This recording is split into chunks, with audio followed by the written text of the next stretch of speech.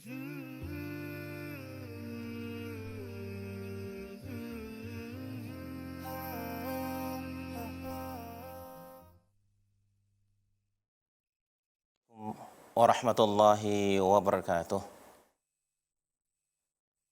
Innal hamdalillah nahmaduhu wa nasta'inuhu wa nastaghfiruh wa na'udzu billahi min shururi anfusina wa sayyiati a'malina. May yahdihillahu fala mudilla lahu wa may yudlil fala hadiya lahu. Asyhadu an la ilaha illallah wahdahu la syarika lahu wa asyhadu anna Muhammadan 'abduhu wa rasuluh sallallahu alaihi wasallam. Qala Allah tabaraka wa ta'ala fi kitabihil karim, ya ayyuhalladzina amanu taqullaha haqqa tuqatih wa la tamutunna illa wa antum muslimun. Ya ayuhan nasu taqu rabbakum alladzi khalaqakum min nafsin wahidah wa khalaqa minha zawjaha wa batha minhuma rijalan katsiran wa nisaa.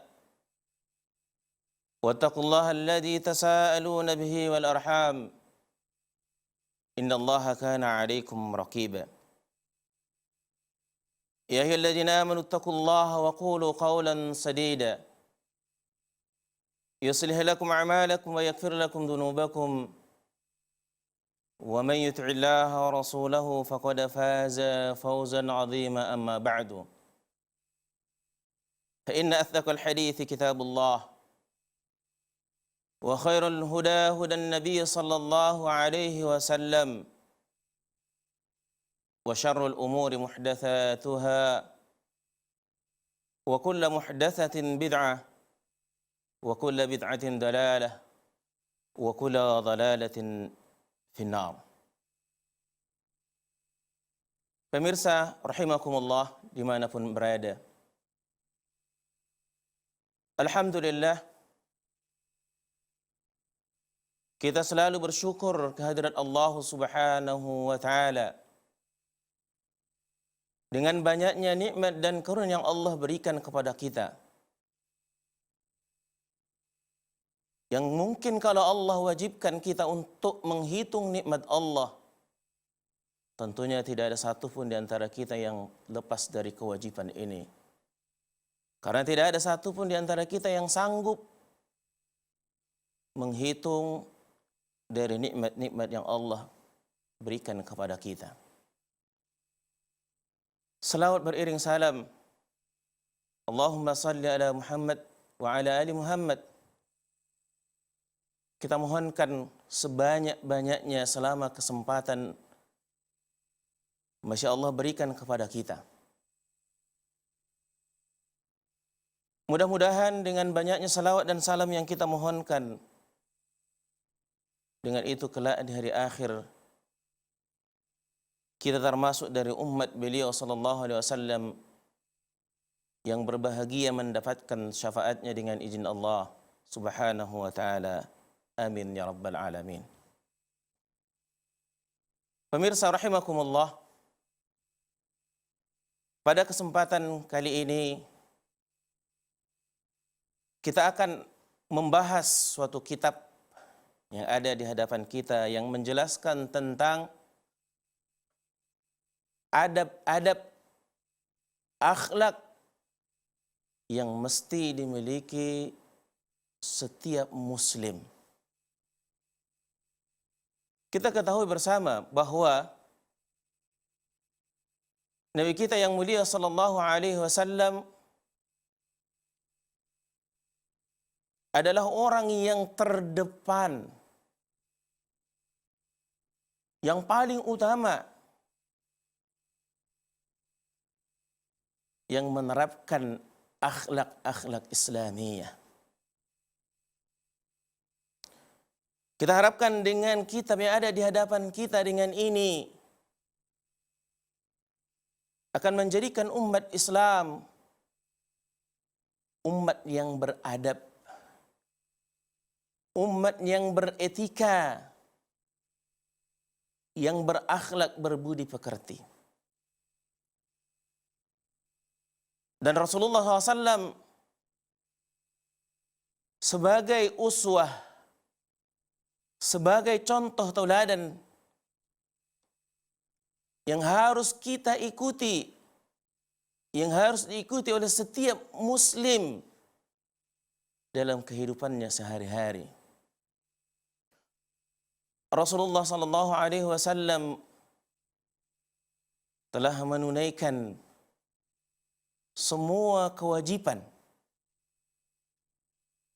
semua tugasnya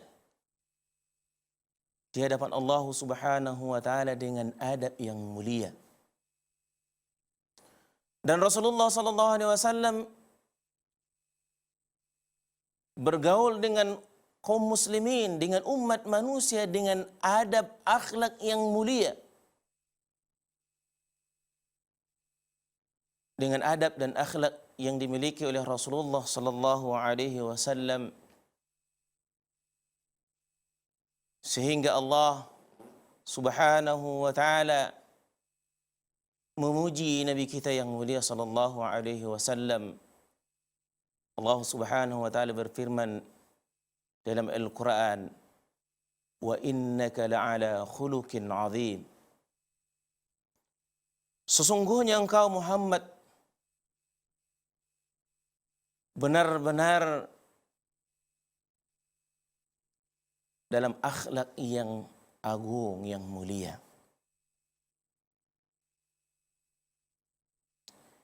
Islam sangat menjunjung tinggi etika, adab, akhlak. Bahkan Rasulullah SAW juga di antara tugasnya menyempurnakan akhlak yang mulia. Nabi SAW bersabda, innama bu'ithu liutammima makarimal akhlak. Di antara tugasku diutus oleh Allah, yaitu menyempurnakan akhlak adab yang mulia. Di dalam Islam, kedudukan adab sangatlah tinggi. Kedudukan akhlak sangatlah mulia. Bahkan dalam Islam, menjadikan akhlak, menjadikan adab salah satu kriteria, salah satu syarat yang harus dimiliki oleh seseorang untuk dijadikan sebagai suami yang ideal, suami yang salih dalam pandangan Islam. Dalam hadis yang hasan sahih yang diriwayatkan oleh Imam At-Tirmidzi dan yang lainnya, Nabi kita Muhammad sallallahu alaihi wasallam bersabda, "Idza ja'akum man tardawna dinahu wa khuluquhu fankihuhu fa in lam taf'alu takun fitnatan wa fasadan kabirun fil ard." Kata Nabi SAW, jika datang kepada kalian seorang yang ingin melamar, menanyakan putri kalian, saudari kalian, orang yang berada di bawah kekuasaan kalian, man tardawna dinahu, orang yang kalian ridhoi agamanya, wa khuluquhu, dan yang kedua kalian ridhai akhlaknya, orang yang memiliki adab, orang yang memiliki etika, orang yang memiliki budi pekerti. Fa in lam taf'alu, Jika orang yang datang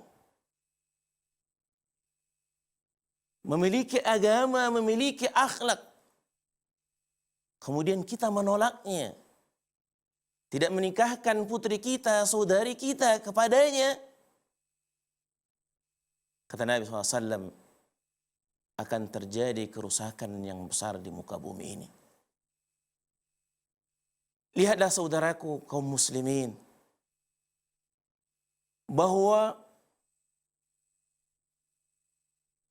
akhlak, adab, etika yang dimiliki seseorang sangatlah tinggi kedudukannya dalam Islam.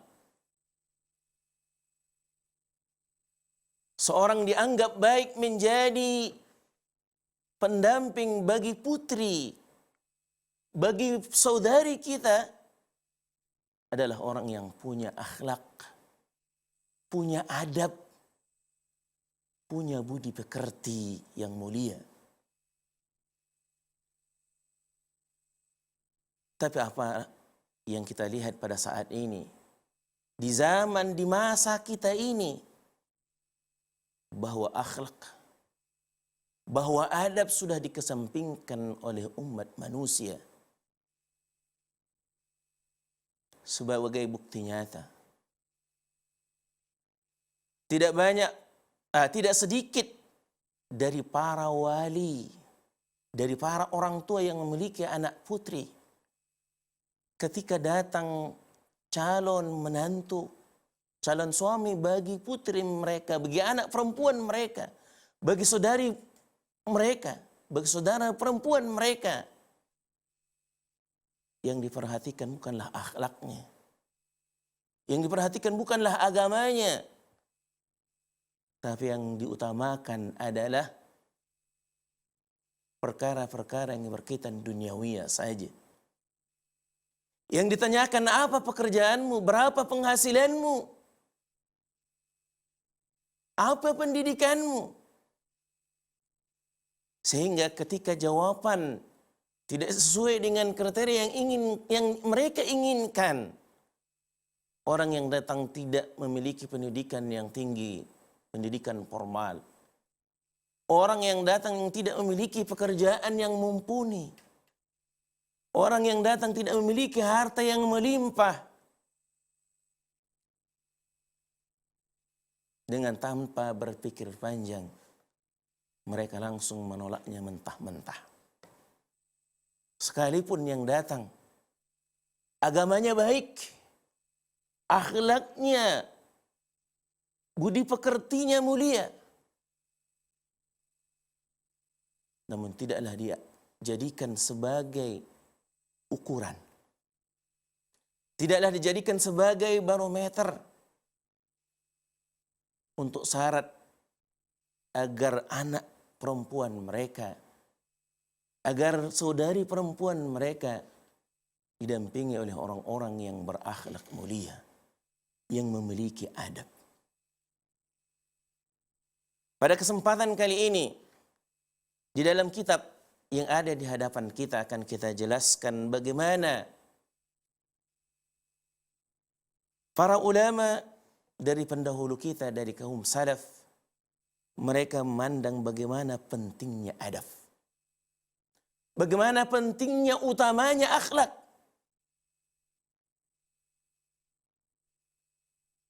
Pengarang kitab menyebutkan, telah disebutkan dari para ulama salaf tentang pujian terhadap adab dan orang yang mengamalkan adab, orang yang berakhlak, keutamaan dan serta dorongan mereka, motivasi mereka agar umat ini beradab, agar umat ini berakhlak. Banyak sekali riwayat maupun nukilan yang menjelaskan kedudukan adab dalam pandangan para ulama salaf, dalam pandangan para ulama pendahulu kita. Di antaranya adalah yang pertama yang diturunkan oleh pengarang kitab ini, Habib Al-Jalad menuturkan, aku bertanya kepada Ibnu Mubarak, apakah sebaik perkara yang diberikan kepada seseorang? Apa yang paling baik yang kita peroleh?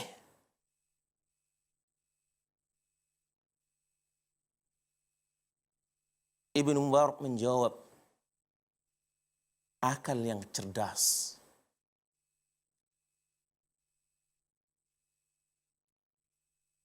Aku bertanya, kata Habib Al-Jalab,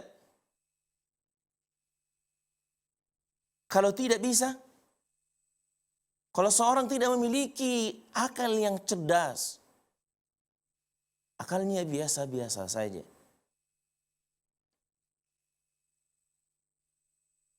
Abdullah bin Mubarak menjawab, adab yang baik. Hal yang terbaik yang dimiliki, yang diperoleh oleh seorang muslim, yang Allah berikan kepadanya, kalau seorang itu memiliki adab, memiliki akhlak yang mulia.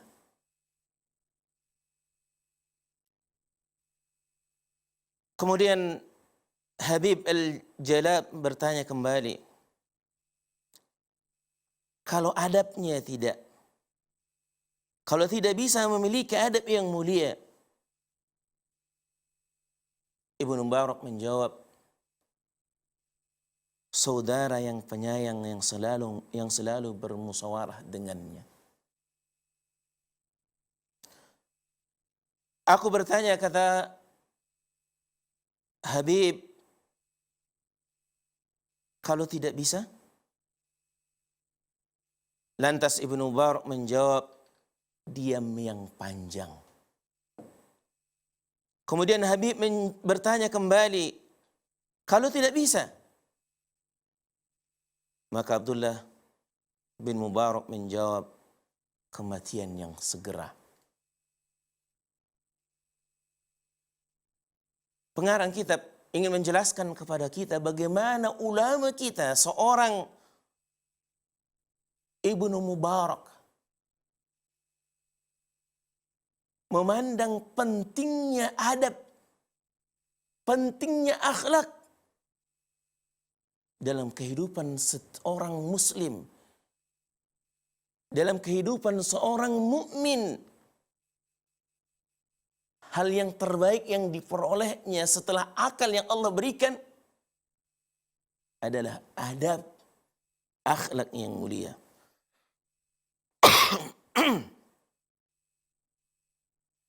Imam Asy-Syafi'i rahimahullah berkata, barang siapa yang ingin Allah membukakan hatinya atau memberikan cahaya menerangi hatinya, hendaklah ia banyak berkhalwah, banyak menyendiri di hadapan Allah Subhanahu wa ta'ala. Tentunya ini adab kepada Allah. Saat umat manusia misal sibuk dengan keramaian, sibuk dengan urusan dunia, seorang mukmin, seorang muslim meninggalkan itu semua dan datang di hadapan Allah. Hanya dia dengan Allah, hanya dia dengan Rabb-Nya.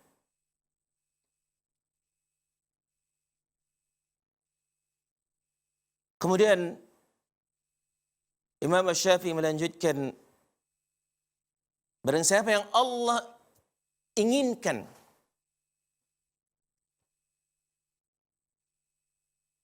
membukakan hatinya, menerangi hatinya, hendaklah makan yang sedikit atau sedikit makan. Makan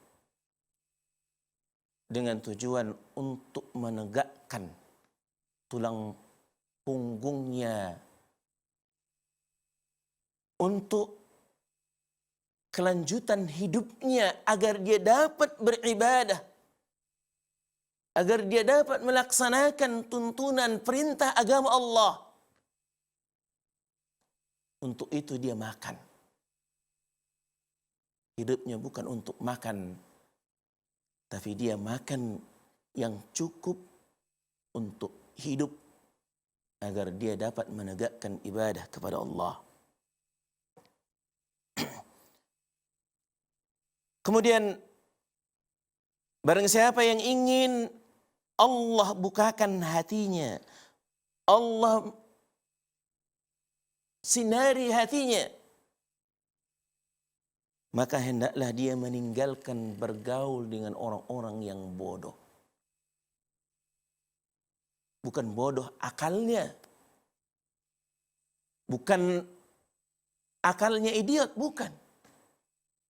Tapi bodoh tentang agamanya, bodoh tentang Islam, bodoh tentang adab-adab, akhlak-akhlak Islamiyah.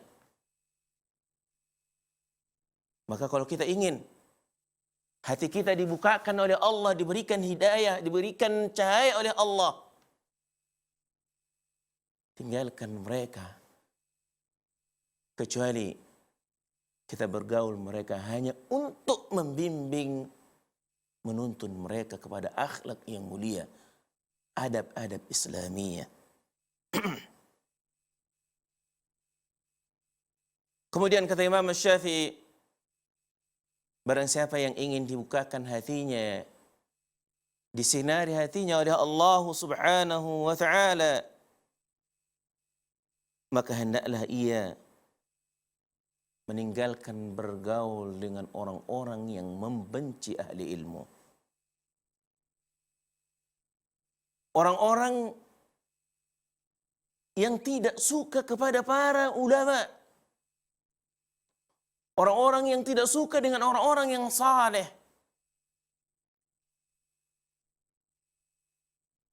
Kemudian yang terakhir, kata Imam Syafi'i rahimahullah, barang siapa yang Allah inginkan, menginginkan hatinya dibukakan dan disinari oleh Allah, maka hendaklah ia memiliki adab, memiliki adab Islamiyah. Sebelum kita lanjutkan, jamaah pemirsa rahimakumullah, apa sih sebenarnya adab? Akhlak. Adab adalah norma, aturan yang telah ditetapkan oleh syariat Islam. Kalau orang yang melakukannya, melaksanakan aturan, norma yang telah ditetapkan Islam, maka orang itu adalah orang-orang yang berakhlak mulia, orang-orang yang beradab. Kita lanjutkan kembali kepada kitab ini. Ibnu Sirin berkata rahimahullah, para salaf mempelajari adab sebagaimana mereka mempelajari ilmu.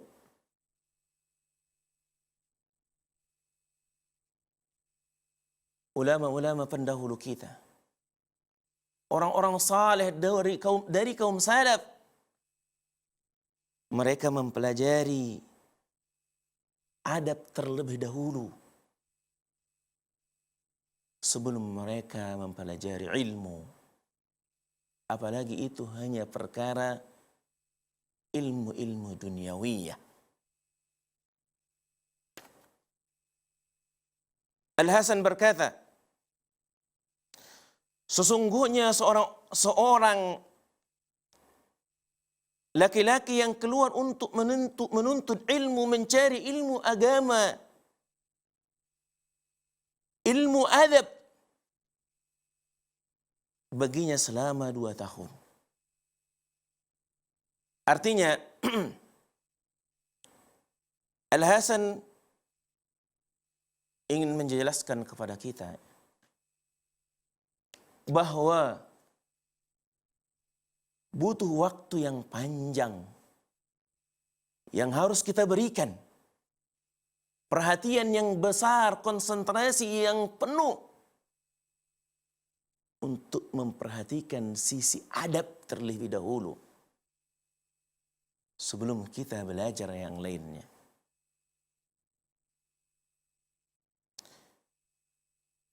Habib bin Ash-Shahid, Ibnu Syahid berkata kepada anaknya,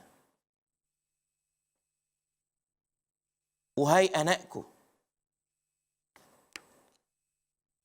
pergaulilah para fuqaha,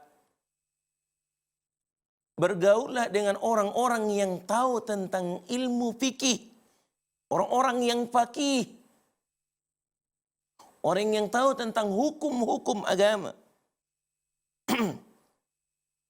Bergaullah dengan para ulama."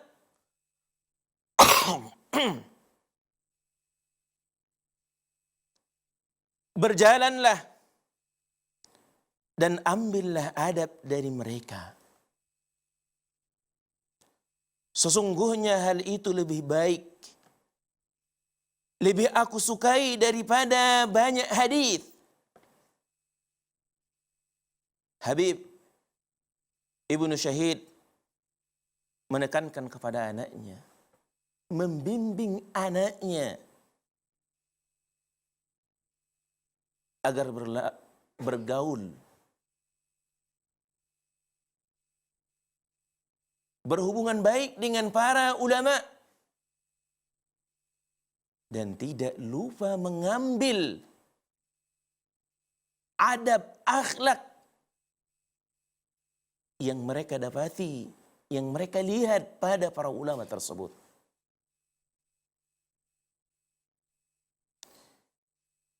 Seorang ulama salaf mengatakan kepada anaknya, "Wahai anakku,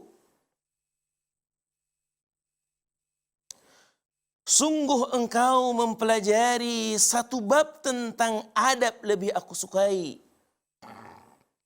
daripada engkau mempelajari 70 bab dari ilmu."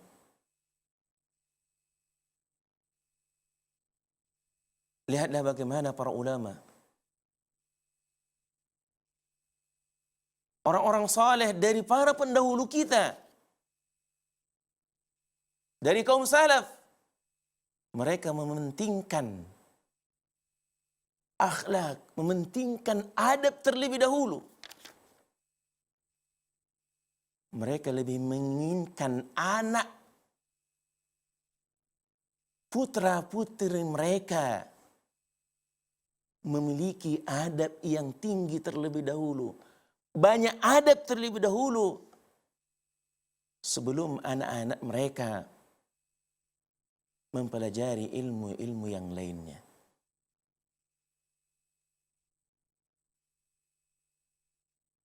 Mukhallad bin Al-Husain berkata kepada Ibnu Mubarak, "Kami lebih membutuhkan banyak adab daripada banyak hadis."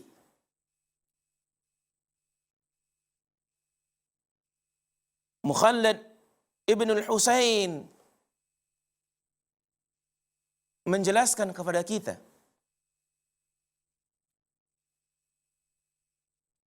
bahwa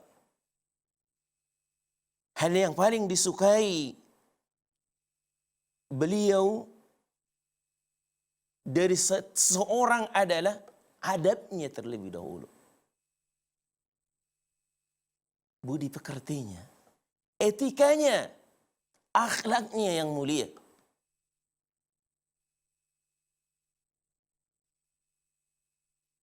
Dikatakan kepada Asy-Syafi'i, al-Imam rahimahullah, "Wahai Imam, bagaimana hasratmu terhadap adab Bagaimana keinginanmu untuk mendapatkan adab? Imam Syafi'i rahimahullah menjawab, aku mendengar satu huruf dari adab yang belum pernah aku dengar, maka seluruh anggota badanku ini ingin memiliki pendengaran.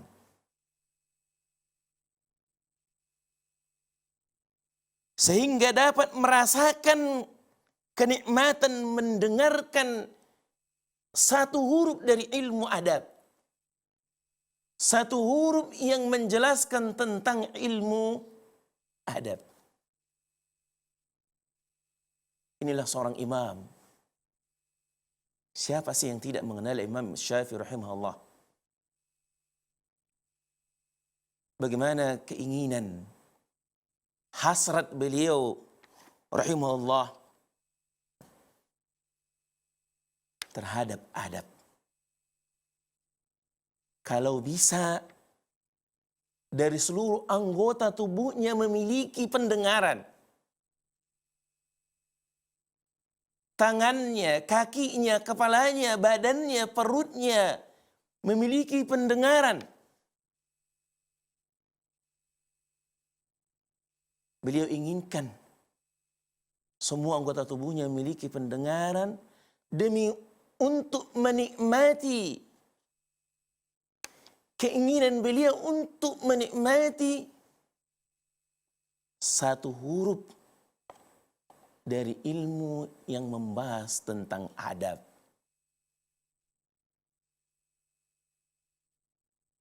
Pemirsa rahimakumullah, bagaimana dengan kita umat Islam pada hari ini? Ketika yang dijelaskan, ketika yang diajarkan tentang adab, yang didengarkan tentang perkara akhlak,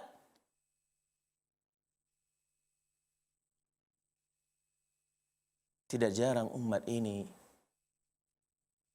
lari meninggalkannya.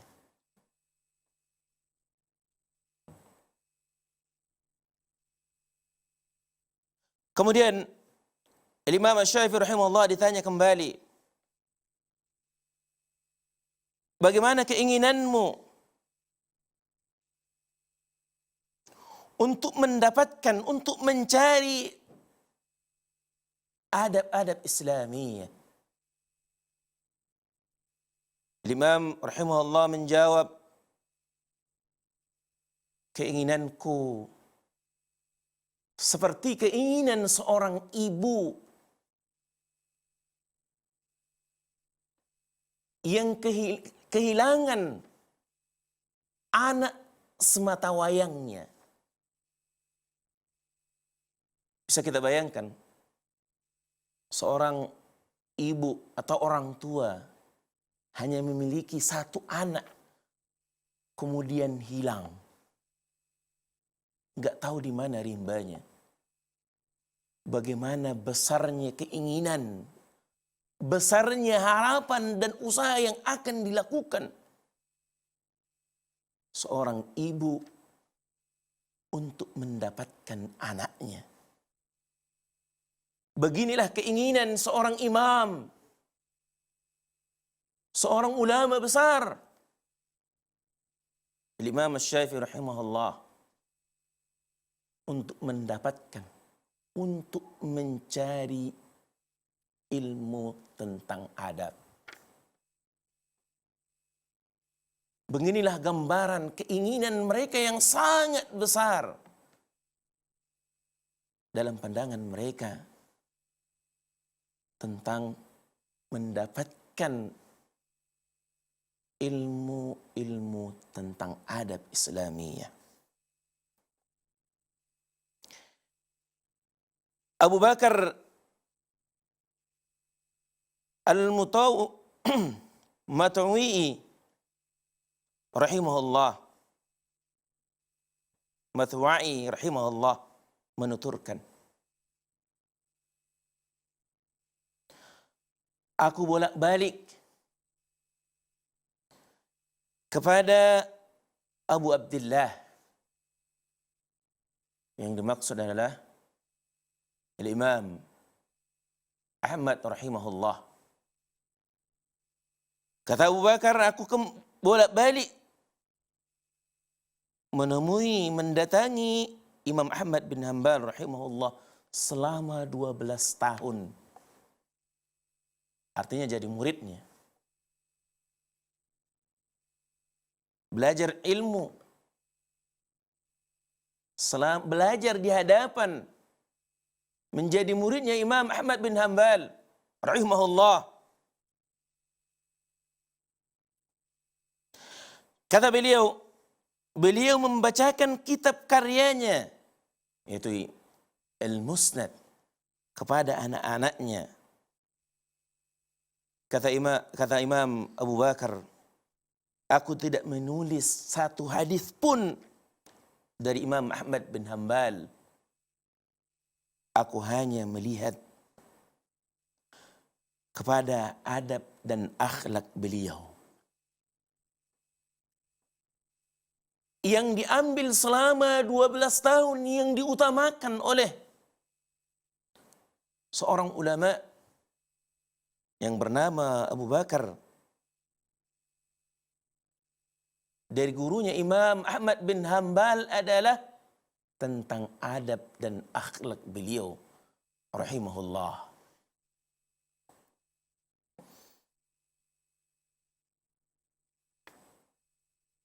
Imam Al-Dhahabi rahimahullah menyebutkan bahwasanya majlis dari Imam Ahmad bin Hanbal, dari muridnya Imam Ahmad bin Hanbal, biasa dihadiri oleh 5.000 orang.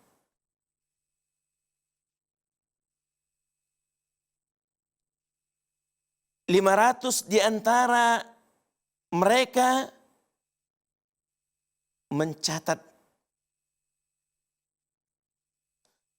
sedangkan yang lainnya berarti 450 orang lagi, 4.500 orang lagi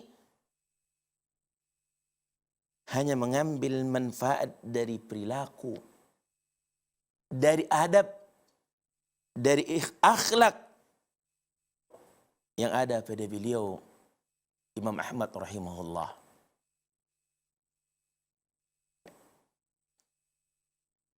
Ibnu Mubarak berkata,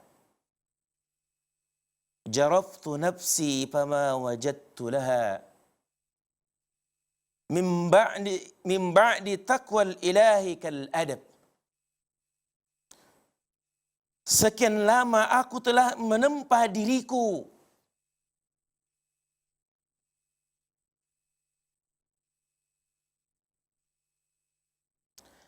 dan adab adalah yang terbaik baginya setelah takwa kepada Allah.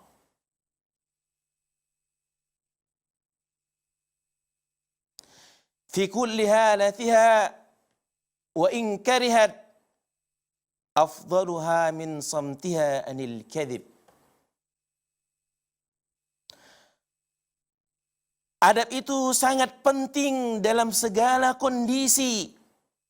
Bahkan ia lebih baik daripada menahan diri dari berdusta.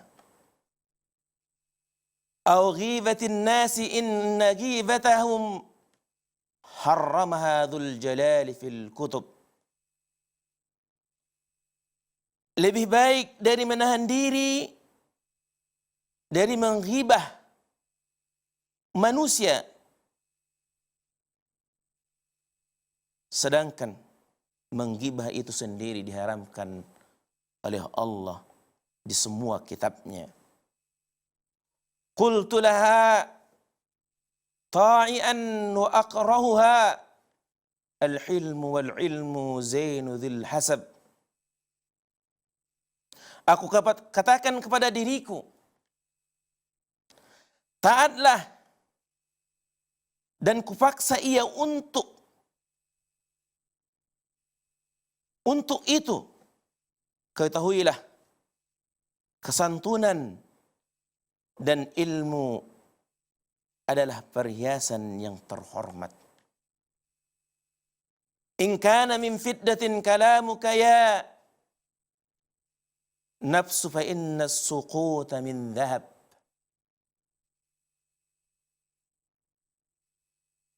Wahai jiwaku, seandainya ucapanmu itu seperti perak, maka diammu seperti emas. Pemirsa yang dirahmati oleh Allah, rahimakumullah.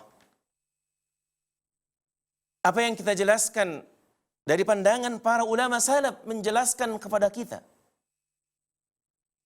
alangkah tingginya, alangkah pentingnya dalam pandangan mereka